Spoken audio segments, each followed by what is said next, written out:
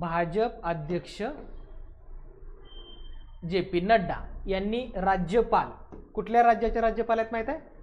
हे C P Radhakrishnan, महाराष्ट्राचे राज्यपाल आहेत. कुठल्या राज्याचे राज्यपाल आहेत? आता सध्या महाराष्ट्राचे राज्यपाल आहेत.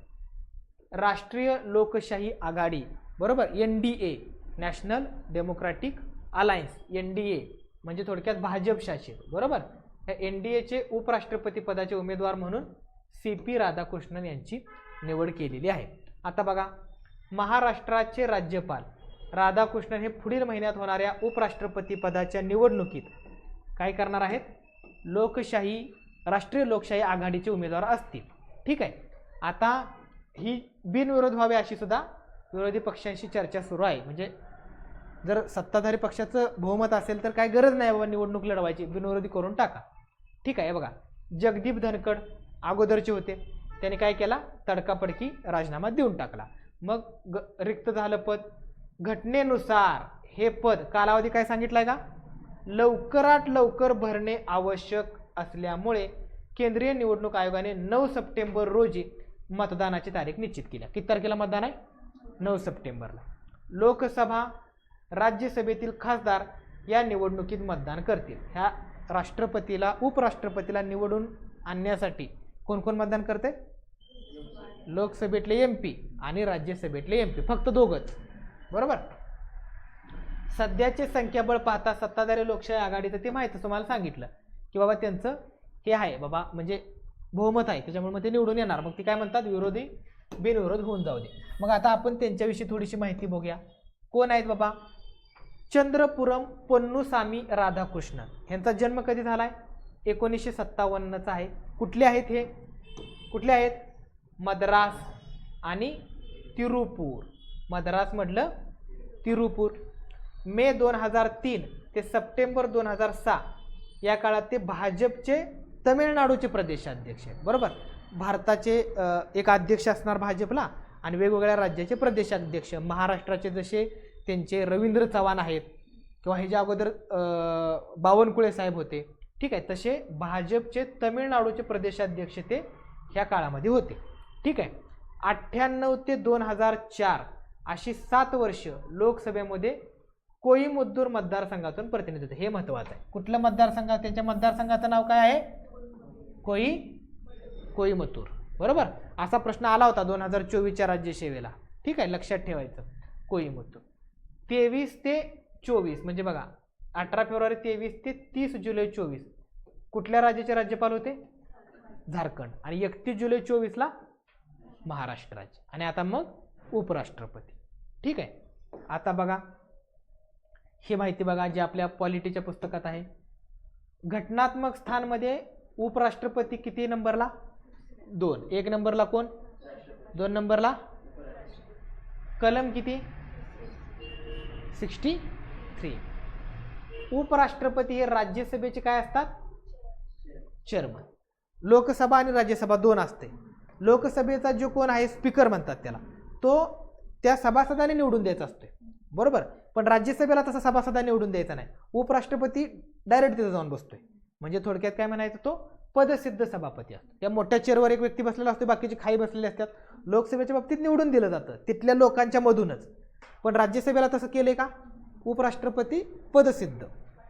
निवडणूक प्रक्रियामध्ये बघा, निवडणूक मंडळातर्फे केली जाते ही निवडणूक. ठीक आहे. एक त्यासाठी इलेक्टोरल कॉलेज असते. सर्वात महत्त्वाचं, कोण मतदान करणार? तुम्ही मतदान करू शकता. तुम्हाला अधिकार आहे. मिलिंद उद्या चाललाय का उपराष्ट्रपतीच्या निवडणुकीचं मतदान टाकाय? जाऊ शकतोय? नाही. लोकसभा, राज्यसभा दोन्ही सभागृहांचे निवडून आलेले, म्हणजे थोडक्यात आता महाराष्ट्रातून संजय राऊत राज्यसभेवर आहेत का नाही? किंवा पुण्याचे मुरलीधर मोहोळ लोकसभेवर आहेत. हे लोकांनी निवडून दिले ना. लोकांनी निवडून दिले की नाही? संजय राऊतला लोकांनी नसुद्या निवडून देऊ द्या, पण आमदारांनी तर महाराष्ट्राला निवडून दिले की नाही? म्हणजे इलेक्टेड आहेत का नाही ते? आणि मुरलीधर मोहोळ साहेबांना तर लोकांनीच निवडून दिले, बरोबर. आणि नॉमिनेटेड सुद्धा राज्यसभेमध्ये 12 सदस्य नॉमिनेटेड असतात. राष्ट्रपती सचिन तेंडुलकर एकेकाळी 2013 साली राज्यसभेवर होता, किंवा आता उज्ज्वल निकम यांना नेमलेला आहे, बरोबर. अशी जी 12 सदस्य असतात ह्यांना राज्यसभेवरती राष्ट्रपतींनी नेमलेलं असते. म्हणजे थोडक्यात इलेक्टेड पण आणि नॉमिनेटेड पण हे दोघांनी पण तिथं मतदान करायचं असते.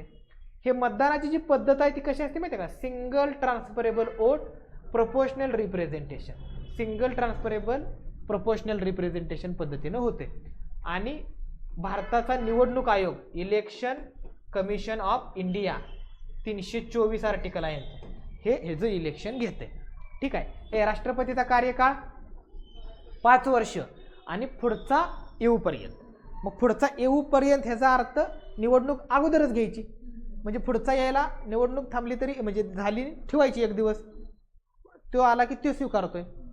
पुन्हा निवडणूक कुठली मर्यादा त्याच्यावर नाही आहे. म्हणजे समजा पात्रता काय म्हणले, भारताचा वय किती रे? किमान 35, किमान बरोबर. राज्यसभेचा सदस्य होण्यास पात्र असावा. आता शो उपराष्ट्रपती कुठल्या ह्याचा चेअरमन होणार आहे? डायरेक्ट जाऊन राज्यसभेचा. म्हणजे तो थोडक्यात पात्र असावा, असलाच पाहिजे नाही आणि असल्याला चालतच नाही. म्हणजे राज्यसभेचा सदस्य असला तर राजीनामा द्यावा लागतो उपराष्ट्रपती पदासाठी. तो उपराष्ट्रपती पदासाठी राज्यसभेचा सदस्य होण्यासाठी पात्र असावा. म्हणजे थोडक्यात त्या काय पात्रता आहेत त्या आपल्याला त्या पार्लमेंटच्या चॅप्टरमध्ये बघायला मिळतील. आणि कुठलंही ऑफिस ऑफ प्रॉफिट नसावं, नफ्याचं पद नसावं. नाही तर शिक्षक आहे, कुठेतरी सरकारी नोकर आहे, कलेक्टर आहे, असं चालणार नाही. अधिकार बघा, हे अधिकार तर तुम्हाला माहीतच आहे की तो राज्यसभेचा सभापती म्हणून काम करतो, डायरेक्ट तिथं जाऊन बसतो तो, त्याला काय निवडणूक नाही काय नाही. कार्यवाहक राष्ट्रपती म्हणजे समजा राष्ट्रपतीचा मृत्यू झाला, राष्ट्रपतीने राजीनामा दिला, राष्ट्रपतींना काढून टाकलं किंवा राष्ट्रपती अनुपस्थित आहेत, अबसेंट आहेत, आलेच नाहीत, कुठेतरी बाहेरच्या देशामध्ये दौऱ्यावर गेले, ह्या 4 कंडिशनमध्ये तो राष्ट्रपती म्हणून काम करतो. लोकसभेत त्याची कुठलीच भूमिका नाही. लोकसभेचा त्याचा काय संबंध आहे का? राष्ट्रपती उपराष्ट्रपती राज्यसभेचा पदसिद्ध अध्यक्ष, त्यांना काढून टाकण्यासाठी कुठलं बहुमत लागतंय? इफेक्टिव्ह मेजॉरिटी लागत्या. आणि लोकसभेनं फक्त मान्यता द्यायची. म्हणजे राज्यसभेमध्ये इफेक्टिव्ह मेजॉरिटी आणि लोकसभेनं फक्त सिंपल मेजॉरिटी, ओके चालते आम्हाला मान्य, एवढं सांगायचं. आता बघा, भारताचे उपराष्ट्रपती हे राष्ट्रपतीनंतर दुसऱ्या क्रमांकाचे आहेत आणि त्यांची मुख्य जबाबदारी काय आहे? राज्यसभेचे सभापती. मुख्य जबाबदारी काय आहे? राज्यसभेचा सभापती. आणि राष्ट्रपती नसेल तर मग राष्ट्रपती. ठीक आहे. त्यानंतर ही आपल्या टेस्ट सिरीजचं हे आहे टाइम टेबल आहे. त्यानंतर आत्तापर्यंत 14 होऊन गेलेत. किती होऊन गेल्यात? 14 होऊन गेल्यात. आणि आता हे आहेत ते किती आहेत? आता पहिले कोण आहेत रे? सर्वपल्ली राधाकृष्णन. दुसरे, तिसरे, चौथे GS पाठक, BD जत्ती, हिदायतुल्ला, व्यंकटरमण, हे लक्षात ठेवा. त्यानंतर हे शंकर दयाळ शर्मा, हे लक्षात ठेवा. हे का लक्षात ठेवा सांगू? हे शंकर दयाळ शर्मा सुद्धा महाराष्ट्राचे राज्यपाल होते. म्हणजे हे सुद्धा महाराष्ट्राच्या राज्यपालवरून उपराष्ट्रपती झाले. आणि आता नारायण, कृष्णकांत, भैरवसिंग शेखावत, मोहम्मद हमीद अन्सारी, M व्यंकय्या नायडू, जगदीप धनखड. ठीक आहे ना. आता इथं 15 नंबरला कोणाचं नाव येणार?